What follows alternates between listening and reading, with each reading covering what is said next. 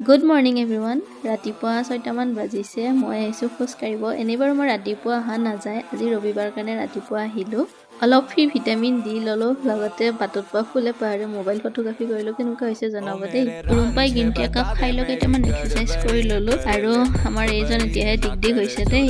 আজি যেহেতু ৰবিবাৰ অকণ বাহিৰত ফুৰিব যোৱাৰ কথা আছিল দেউতাৰে কিন্তু এই বৰষুণ এইৰত সেইকাৰণে কতো নগলো অকণমান চিকেন আনি ৰুমতে বনালো তিল চিকেন বতৰটো অলপ ভাল কৰা দেখা পাই আমি ওলাই আহিলো এনে গুৱাহাটীখনতে ঘুৰো বুলি অলৌ কৰি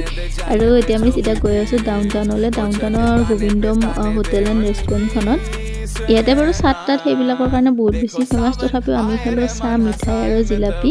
আৰু গোবিন্দমৰ সন্মুখত মই ক'লো মিনি ব্লগ বনাই আছো হাঁহি এটা মাৰি দি আৰু চাওকচোন কি খতৰনাক হাঁহি মাৰি দিলে ছেকেণ্ডৰ বহুত দিনৰ মূৰত অৱশ্যে এনেকৈ গুৱাহাটী চিটিত ঘূৰা গ'ল অকল ভাল চাহ দোকান বিচাৰি পুৰণা বহুত স্মৃতি ৰোমন্থন হ'ল এনেকৈ আৰু আজি দিনটো ঠিক ঠাক ভালকৈ গ'ল